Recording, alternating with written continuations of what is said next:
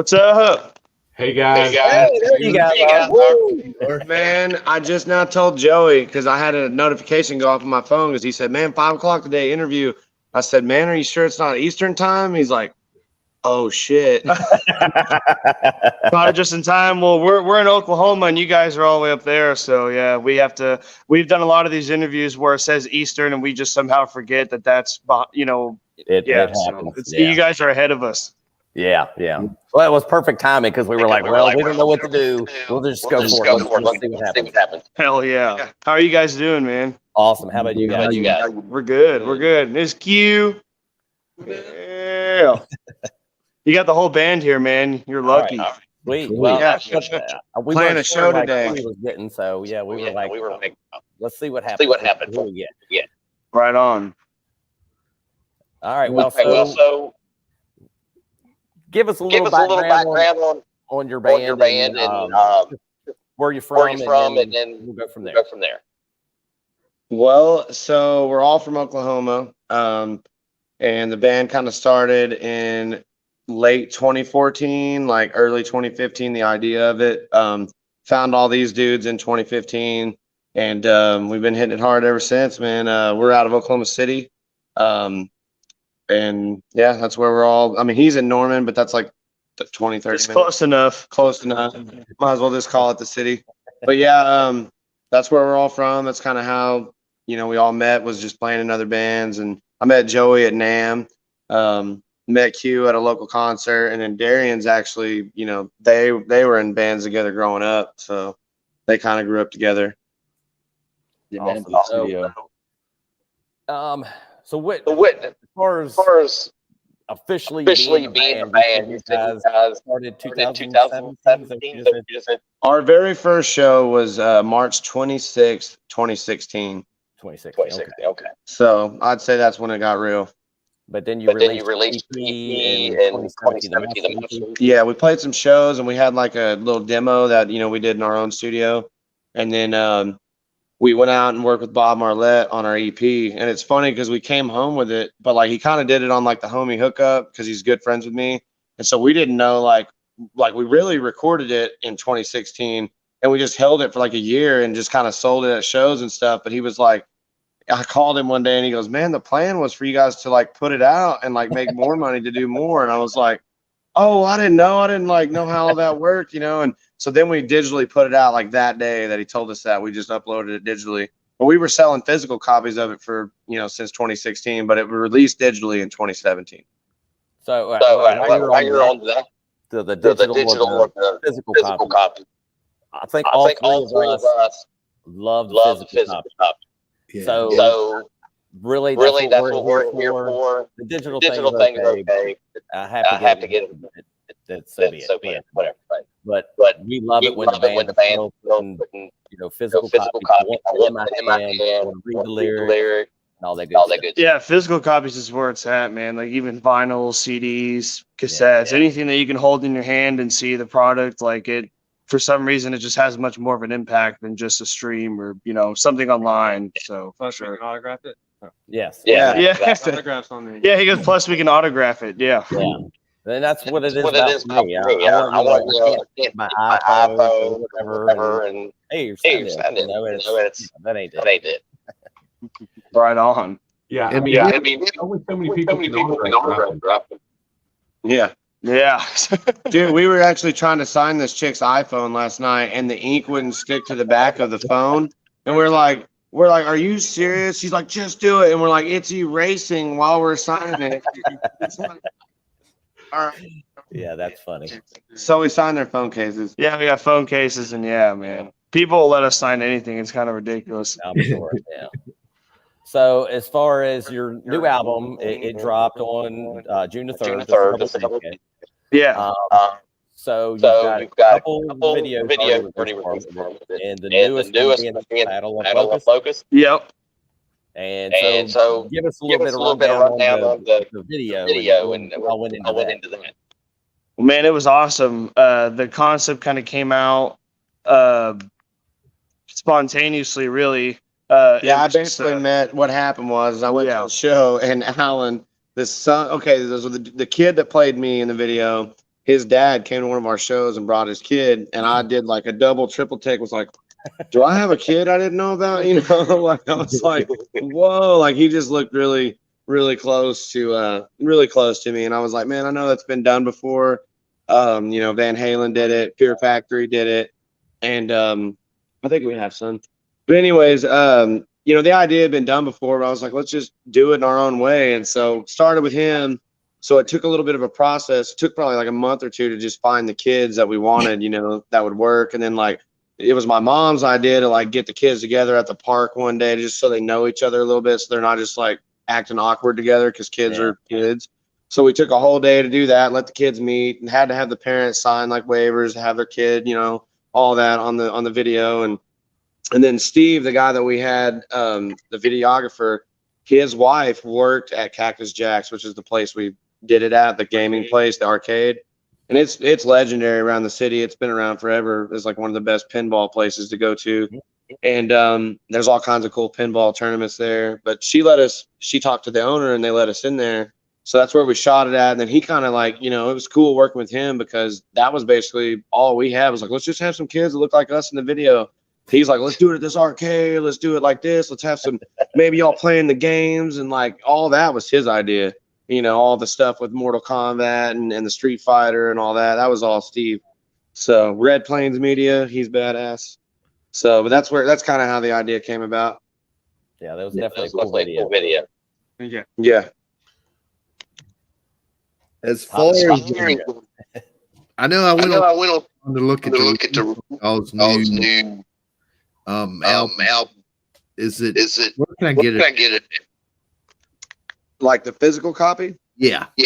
So right now, man, like it's just kind of like you know, message us and like we've been mailing out our own orders and everything right now for the physical copy, you know, just because we make a little bit more money that way, you know, but basically just if you got PayPal, Cash App, or Venmo, just been having fans send us some money and then like give me your address, your name, and all your stuff. We'll sign it and mail it out.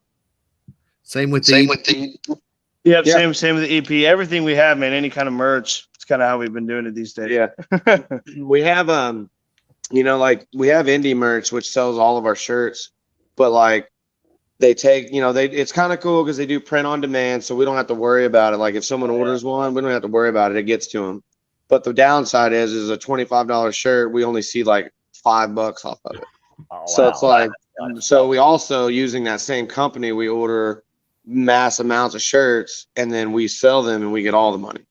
So then, you know, doing that for a couple of years, it was like, man, we're not a big enough band yet to just like, we've got all these orders and we're just, you know, we don't have enough to keep up. Like we're still like at that level, like we'll mail out our own stuff, you know, make every penny we can. Amen. But it still makes it nice though, because man, we had certain fans, you know, it was funny. Our newest album shirt, we ordered the shirts like a year ago and they were up on that website for a minute and some fan bought one. And then I had to call the dude, hey man, we're not selling that shirt. Take it off there, you know, and he took it down and we seen some dude, he had the shirt on. I was like, how'd you get that? He was on it, man, the day they released it. Wow. That was quick. Yep. So the song "Sick of It All" is probably me, it's an anthem song. It's kind of the whole current world situation is kind of like right there in your face. You feel pent up aggression in the song, and as you're screaming the lyrics right there. You know? And so do you feel like this more people stand up and scream out loud and change things? Yeah, definitely. Well, that's kind of you too, though. Well, yeah. I just know I gave it to Q on this one because that's one of his favorite songs, man. Because you know the times we've been in has been kind of weird, and definitely, you know, if you ever got to meet my dad, you would get talked to for like 3 hours on everything, and like so I've grown up around it and stuff, and just you know, very you know, stand your ground type of thing, you know, like. I just feel like, I don't know, that's that song just, you know, we were sitting in the middle of a pandemic. And honestly, what's crazy about that song is it was originally called Stick to Your Guns. And our manager was like, man, I don't think we should have a song with guns in the title, blah, blah. And I'm like, dude, it ain't like gun. It's like stick to your guns. Yeah. You know what I mean? Like what you know, like, you know, what you're true to. But we went ahead and listened to him. We're like, well, let's just see what happens. And literally that song took like, was the last one probably to come together. and like just sitting around like sick of everything, man. Sick of not being able to tour, sick of not being able to play shows, just sick of the whole situation, you know. So definitely kind of that's where the attitude and all that came. But definitely, you know, like I was saying, my dad's always told me that music, and it's true, music's like the universal language, man. And like, you know, he always brings up Woody Guthrie, you know, how he was very patriotic, you know, and wrote a lot of songs, you know, that helped push, you know, make people really stand up, you know. So I'd like to believe that's what it is, or that it has that effect on people, you know. Yeah. Top, you want? Well, I got feedback. Yeah. The only ones that aren't doing up. Hopefully those records, we hear you guys great. That's great. What's up with? We hear you guys great. Oh, I hear all you guys great too, except dude in the top right was a little, I think Hop was a little cutting in and out a little bit, but I heard what you asked, but he would miss a couple every now and again, a couple words. Yes, but we can hear you guys. Like This is the new guy, Darian. Hey, what's up? What's up, bro? Give him a little love. Right. All right. Well, Hop, I'll throw this one out there. The first song that I guess is time. It's a pretty hard heavy song about getting toxic individual. Was this personal experience from a member of the band, or did this come about? So actually, Darian kind of came in on that transition of like, we already had the album done pretty much. And he, you know, has done a hell of a job coming in. He learned everything. He's been playing every show with us the last year and a half.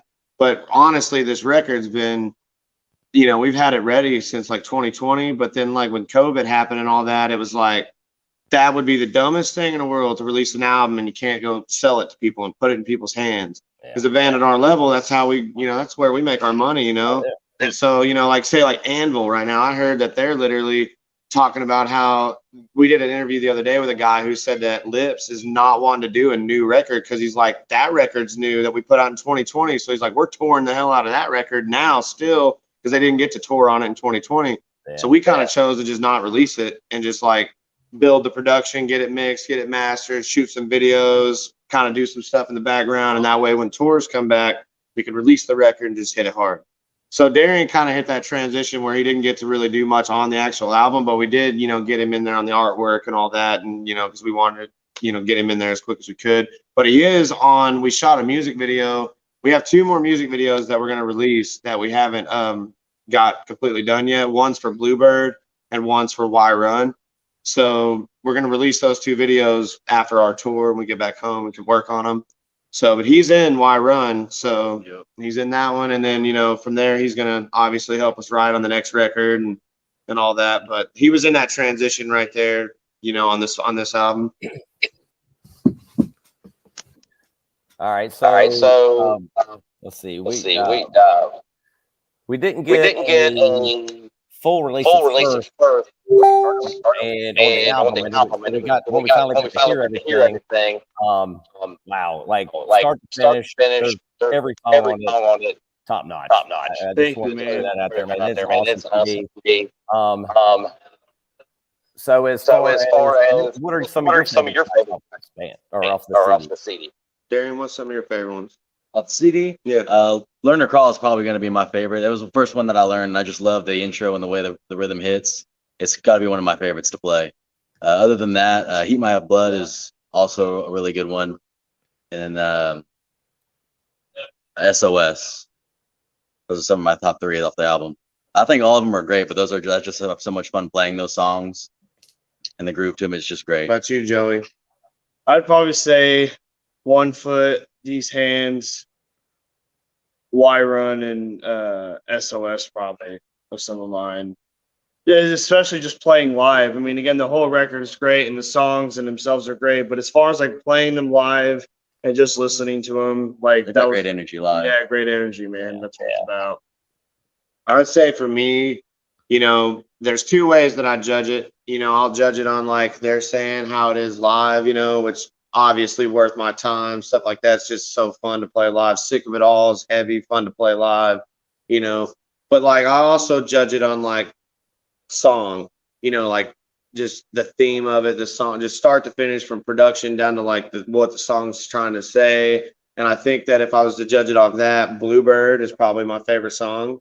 And then Days Gone's kind of right there with it.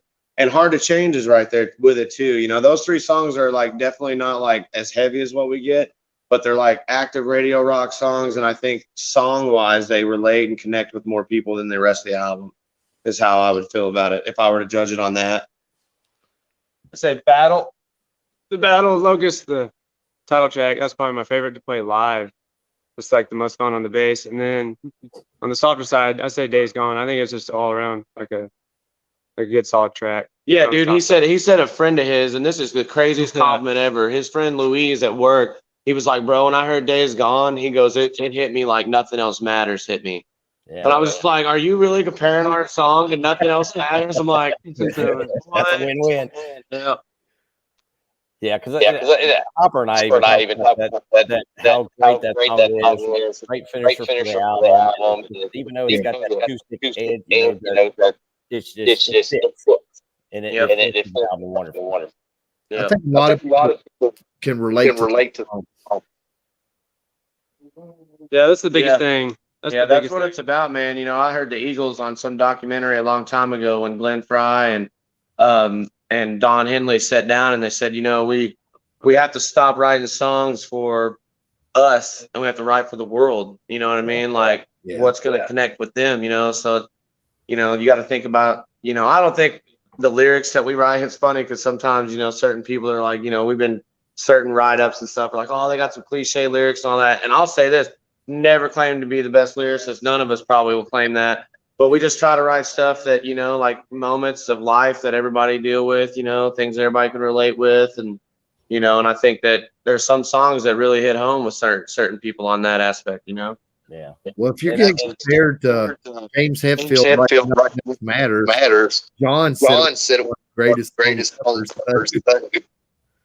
Yeah, no, Nothing Else Matters was, I mean, for their sound and stuff, like a lot of people, you know, and I'm glad Metallica didn't listen to all those people that were like, oh, y'all sold out because you didn't play metal. I'm like, dude, they do, like, the Black Album is like the best thing in the world.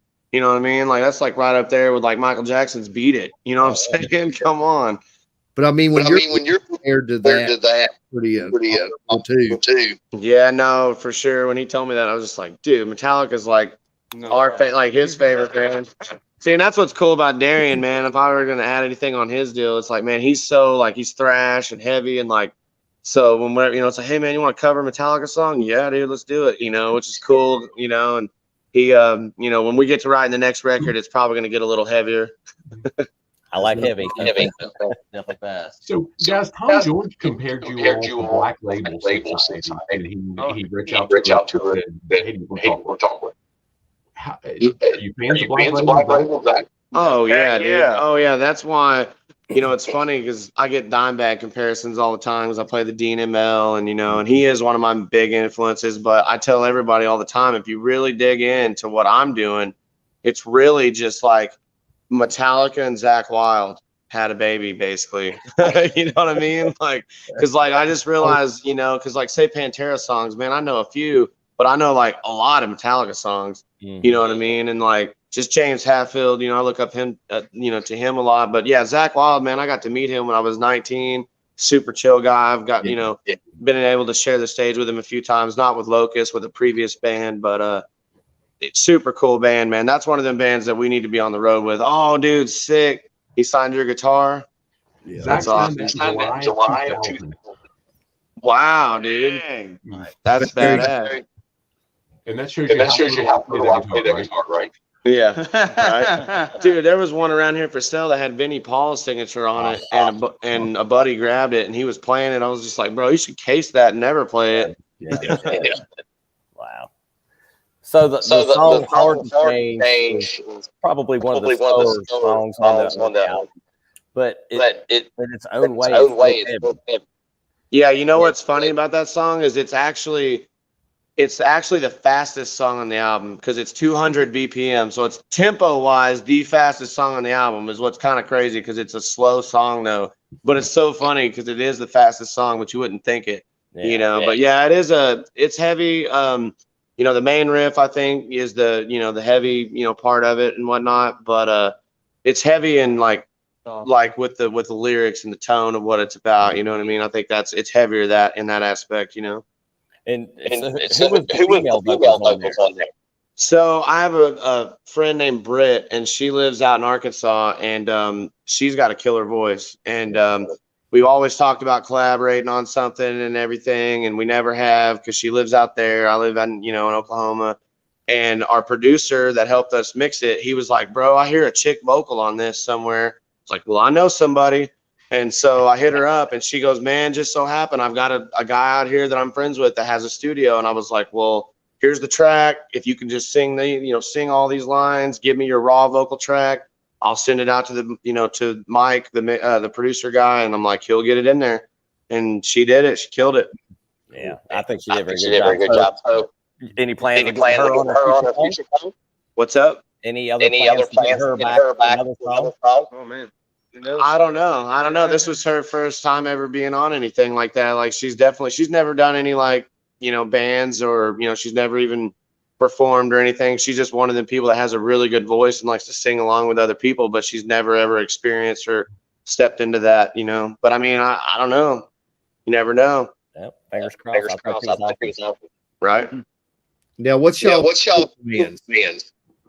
What's up? On the new album plans. What are our plans after the new album? No, on tour. Oh, we have a tour. Yeah, we're going out with Charger. We leave on The 14th. Yeah. 14th through the 26th will probably be the dates. Yeah, but we're going on tour in the middle of June of Charger. So we're fortunate and thankful enough that even during this crazy time and how long it took for us to get the record out, that we'll be able to tour in support of it. We didn't think we would be able to for the longest time just because of the state of everything. But now it's, you know, so we're very fortunate to be on that run. So, but yeah, it'll leave 14th through like the 25th, 26th, something like that. So, but yeah, I mean, we're stoked. And then after that tour for the new record, we're not sure what we have planned yet. So hopefully. Yeah, like I said, the only thing that I know that we need to do is the other two music videos that we have, because basically we have the performance part shot, but we need to go do the beer. Like we want some storyline stuff, but we got to get that part figured out. But we have two more videos that, you know, I think it'd be great to drop another one, and then maybe towards the end of the year drop another one. So before the end of the year, have two more killer music videos out. We want to do that, and then we're talking about trying to get on a tour in the fall. But we just don't know who, but we want to be out in the fall. So yeah. Well, hopefully you can make it down here in the Virginia area. I'd love to see you guys play. Yeah, dude. Yeah, that'd be awesome. So I think you guys toured at least a few shows with Black Hawk Mojo. Yeah, we toured with him back in 2018. I think it was the 3 or 4 weeks. I think maybe a little longer, but yeah, it was a killer tour, man. Killer guys. 6 weeks. Yeah, that's actually how we met Tom and everything, you know, is through them, you know. So he's a good dude and they're great people, you know, and that they actually took us on our first like big tour, you know what I mean, like around the whole country, you know what I mean. Wow, that's cool. Those dudes are awesome. Yeah, we actually did a interview right before you guys with tour manager. Oh, Dot. Yeah, we love Dot, man. Dot is awesome. He was an awesome guy. Heck yeah. Now, go ahead, Hop. When recording the 80s as far as release stuff, is it weird to release a bunch of songs before you release the album? It just depends, I guess. The way that it's kind of cool because, you know, that's why we did the singles and stuff, because it's like people are still going to go get the record, and if we put the single out, we can start making a little money off the single, you know, and so it is kind of cool to be able to do it the way it is, you know. It's kind of a weird, you know, the whole digital life and stuff. It's different than back in the day for sure, you know, but I think it's kind of cool too in its own way. But yeah, it did help to be able to release some singles, and, you know, and we made some shirts to go with those singles and sold the shirts too, you know, and kind of try to hype up the album a little bit, you know. That's definitely whatever you got to do to make some money. Right now, it's crazy. Yeah. Hard to get out there. Yeah, dude, we filled up our RV the other day, and it was like, or today, and it was $130 something. And I'm like, back in the day with that thing, I don't ever remember it being over 100 unless it was just flat empty. It might be about 100. So y'all, but yeah, it's unreal how expensive shit is, and then it's only gonna get worse as we go to the Northeast. Yep. You know. Yeah. So as far as Oklahoma, not exactly a metal state, I guess you could say. So oh yeah, dude. Got a good metal scene. I'd say it's got a good music scene and metal scene, and you know, Texas is right there, so we can go down there and kill it, and it's always fun down there too. But Oklahoma's, man, it has a great scene. You know, we've got a couple markets. It's cool. There's a place in Chickasha, which is my hometown. It's kind of crazy. That place is off the hook, like best venue I've ever seen. And then you got Oklahoma City that we play, and then now we're in Tulsa. So you got 3 markets, you know, that are really good, you know, bringing in good bands, you know, and there's great locals here, you know, like, you know, I'm grateful for the scene we have, you know, and we're always trying to make it better, you know what I mean? Trying to encourage bands that like, hey, you can do this, you know, like you can make money, you know, get out there and do it. Just keep playing, you know. Yeah, for us here in Virginia, we got, like Richmond's probably like one of the biggest areas. And it's not really what you call a metal area, but that's the only time we can really see any metal band. Oh no, for sure. Well, even we've been to Virginia quite a few times, man, and like any show that we've played there has always been killer. So I mean, you know, every state, every city, you know, has its own uniqueness when it comes to their music scene, and Oklahoma definitely has ours. So I mean, it's a good thing, man. It's a good thing to always keep the music scene alive, no matter what. So well, and plus, you know, fans of hard music are willing to drive wherever we need to go. So if it's a 2, 3, 4 hour drive, it's usually going to happen. Yeah. We had Alabama. Got from Alabama come down, Minnesota for our show. Oh yeah. We had a couple people, because this weekend we're doing our album release shows this weekend because our record got released on the 3rd, and so tonight we're in Tulsa at the Shrine. We're about to do sound check here soon, and this past weekend, dude, I mean, so many people from different states came out to the shows in Oklahoma this weekend, and you know, they always talk about their music scenes and their own towns, and we've played in their town several times, so it's cool that, you know, they can come to our neck of the woods while we can come to theirs, and they can still experience the same thing. So that's cool. So how you know, a lot of bands struggled for the last 2 years with all the COVID stuff. Like how did that affect you guys where you were? COVID, man, it was, I mean, yeah, while the world was pretty much on fire, it was pretty much productive for us. What do you think, Peter? Well, yeah, it gave us time to actually get the album, work on the album, focus on that, not play as many shows, you know, not go on the road. So we were able to focus more on videos, album, all production, and then to now. So. Yeah, and saving up some money and fixing some things and just investing time and everything into this new record, because really that's what it needed. Because if COVID hadn't happened and we just jumped the gun and did the record and toured, I mean, it would have just hurt us more than benefit us, you know. So really, again, while everything was on fire around that time, it was productive, man. And I've heard that from a lot of other bands and artists, how productive that downtime really was. You know what I mean? So, I mean, it was a blessing and a curse, you know, but obviously people are now still recovering from that whole, you know, so. Yeah, I've kind of heard both sides. You know, I've heard some bands that really like you guys did. And then I've heard other bands that already did everything. And then they didn't have a way to make money on that or whatever they had done. So, you know, like you say, fortunate for you guys, it worked out in your behalf. No, I agree, man. So Joey, I understand that you play in another band also. Oh man. I'm sorry, what? I said I understand you play with another band also. Way too many. Yeah. You said Oklahoma. Oh man, yeah, way too many in the name right now. Okay. Yeah. Joey gets around a little bit. Yeah, well, they have another band called Deity, which is straight up thrash metal, 9-minute songs. Just love it. That's more. So, like I said, they grew up together, so he's in that group. The Joey's in like, if you guys need a drummer, let him know. Make it work. Shit. All right. So, well, Hop, you got anything else you want to add? No, I think you've done a good enough. Okay. All right. So, Hey, man, thank you guys for having us on your show. I gotta ask Hop though. Is that like a CD collection behind you, bro? Yeah, that's my Wow, that looks fucking badass back there. I'd like to look through it one of these days. Yeah, dude. Thanks from Mayor Smith. Top.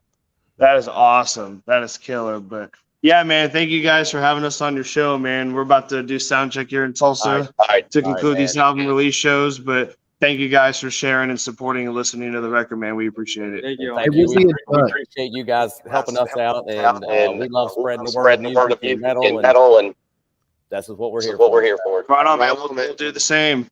Awesome. Thank you again, guys. Right on, man. Thanks. Pop metal.